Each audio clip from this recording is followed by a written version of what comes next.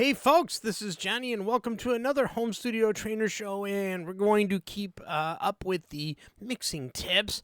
Now, there are some awesome pan options now that are available in Studio One. They've actually been available for a while, but this is the first time I'm touching on them here in Studio One, version 6. And this is really something that used to only be able to be done with a plugin, and something that Personas included as far as a plugin goes. So the fact that they actually implemented this into the actual pan options is pretty amazing. So what we're going to do is we're going to look at the different pan modes. And what I've done is I've taken a couple of tracks, drums and bass. I've panned them left and right in the tracks. I've sent them to a bus so that I can use the new pan options in the bus and show you what they do. So if you guys could, I would really appreciate it if you would like and subscribe to my channel. And if you want, please become a member and actually help the channel out financially with a couple bucks. And it puts you in a specific group, and there's going to be special videos just for members and stuff coming, and special shorts then for things like that. Or if you'd rather become a member of my Patreon site, you'll find that link in the description, and you can go in there. You can request videos, you get free support, you get one-on-ones, you get Zoom sessions, boom. And that's just for pretty much the same prices as you would get here. So it's a little bit more expanded over there on Patreon. So please join if you can. All right, so here we are in the classroom here. And what I've got here is the song that I've been using for a long time. I've got to write a new song for these videos. But what we're going to do is we're going to look at the pans. All right. So you can see here I have two tracks. I have my drums and my bass, and I have the drums panned, not painted. I have the drums panned left, and I have the bass panned right. So here's the drums on the left-hand side. And here's the bass on the right. And if they're on opposite sides for you, move your headphones around. Or switch your speakers. All right. So there you go. You got those two. Now I have those two going to a bus right here so that I can manipulate the pans. So now how do we access these little options in the pans? Well, there's a couple of things that we can do. Right click, and it gives you a menu like this.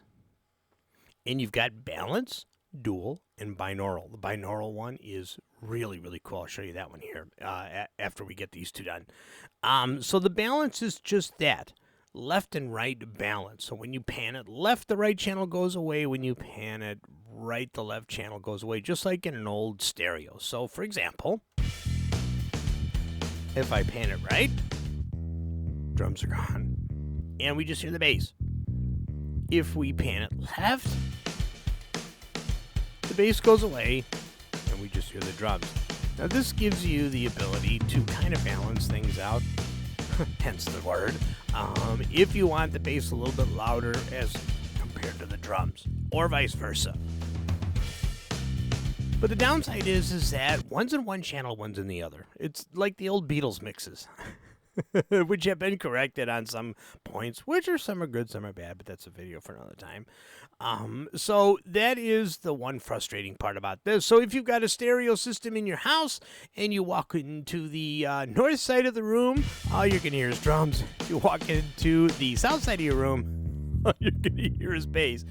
So that was one of the frustrating things about those old Beatle mixes. You walk into the dining room and all you hear are the voices. You walk into the kitchen and all you hear is the music. So, all right. So back to things here.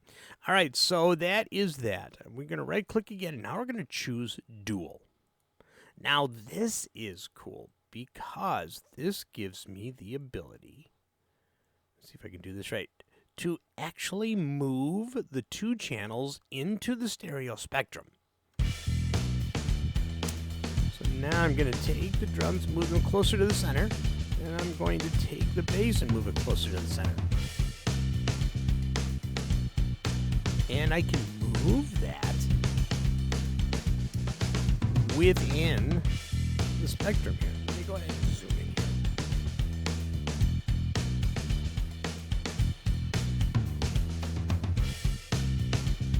And if I grab the top, I can spread it out a little bit.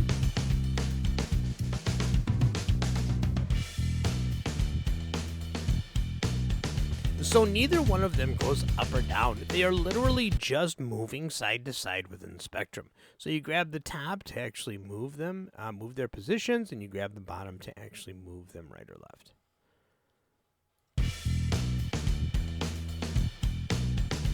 Okay, that is the dual.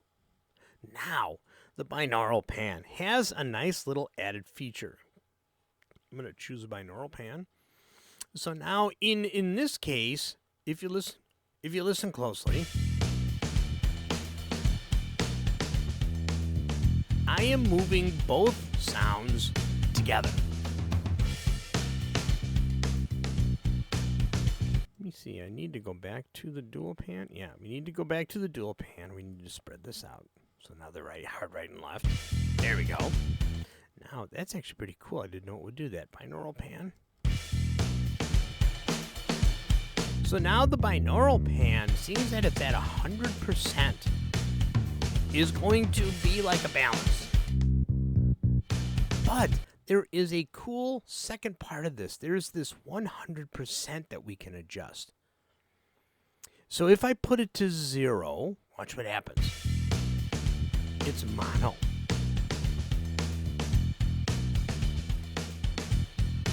Now, here's a nice little feature that I like. If I double click on this, this gives me a binaural pan option here with 100%, and I can go past 100%.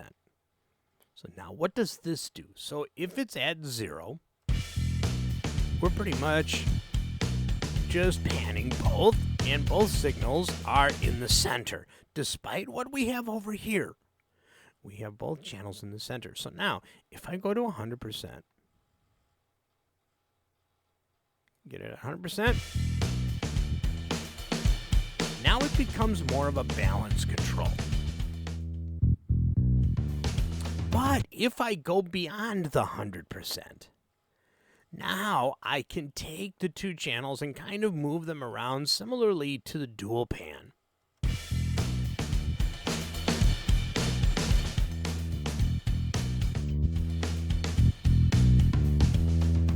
The only difference is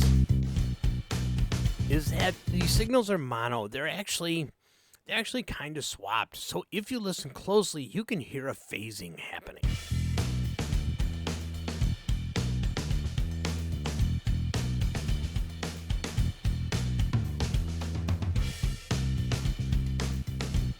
I don't know if you guys can hear that, but there's a little bit of a phasing going on. Let's go back to 100%. There we go.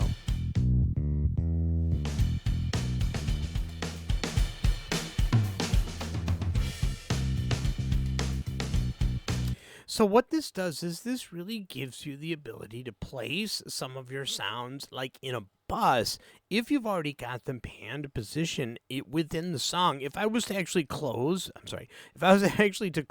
this bus, then we would revert to just using these. Now the cool part is that on these I also have the same options, so you don't have to use a bus. I used a bus simply so that I could take two sounds, pan them hard left and right, and show you what the different controls do. So you have the ability to actually place things in a bus like I did and control their panning. Or you can actually not use the bus, and you can control the panning through here. Which is probably how I would do it. But the cool thing is like for this drum track, this is a stereo drum track.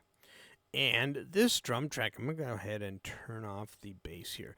This is a stereo drum track. So if you listen closely, you can hear some of the cymbals on the right side, you can hear some of the toms on the left side, and things like that. So let's say you actually wanted to make this stereo track a little bit more mono. You want to kind of keep things a little bit more towards the center. We're going to go ahead and we're going to right click, and then we're going to say dual pan. So now this gives us the ability to bring some of those cymbals over and to bring some of the toms that are on the left side over and kind of narrow our stereo field of the drum kit.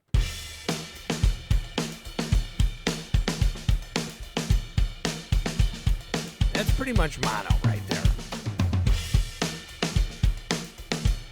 and I can spread them out. So you can hear things like the room mics are actually being kind of narrowly kind of put together. Now this kind of pan, for especially for drums. Let's say you've actually got all of your drums panned and everything that you want. You've either mixed it down to a stereo file or you've got them going to a bus. You can control the width of the drums very easily with this type of panning, so that like in the verses you can automate it to actually be more in the center, more narrow, and then in the choruses, boom, you can go full wide with that. And I'll be doing an automation video at some point, and I'll be able to show you guys how to actually put all of this into automation. It's quite cool how all of this works. So if I go, let's see, yeah, there we go, edit automation, pan, right, left. Okay, that's how you would actually implement them, and it would actually create an automation track. It is amazing what you can do with just my favorite is the dual pan. Balance, it's like an old-fashioned stereo. Left or right, you lose one channel or lose the other when you go either direction. The binaural pan is cool. Just as far as being able to maybe flip the channels and kind of get a little bit more of that where the sounds actually fight each other a little bit.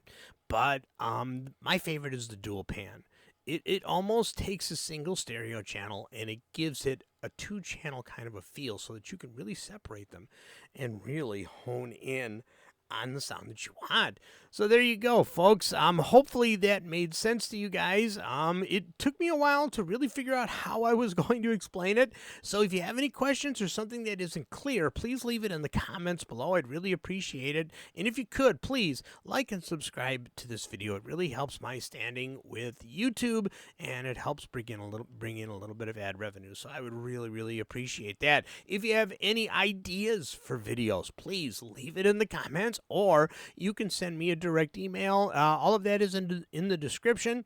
You can come to the Home Studio Trainer website. You can go to Patreon. You can even become a free member of Patreon and send me messages there as well. You don't get all the benefits that the paid folks get, but if you just want to use it to keep in touch with me, that is totally cool. I really, really appreciate it. So again, like, subscribe, and I'll see you all in the next video.